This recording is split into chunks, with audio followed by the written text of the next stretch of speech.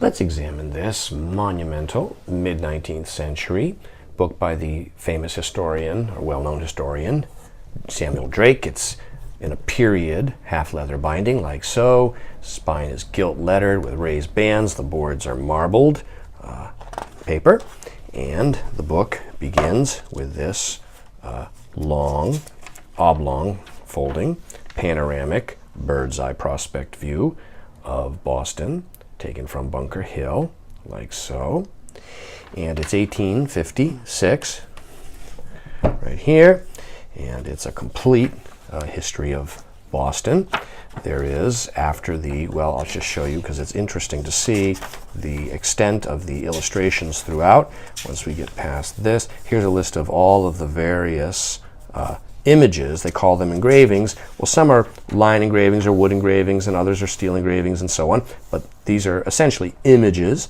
And then there is this, from a different, looking a different direction, view of Boston from Bunker Hill Monument, like so. There's keys across the bottom, 160 total between the two views. 160 structures are identified, which is quite remarkable. There are numerous full-page steel engraved plates throughout, like this, with tissue guards, and many of them are portraits of famous people concerned with Boston, including especially theologians and or probably political figures. And so, like that, and then there's that, and on. There's quite a number of them.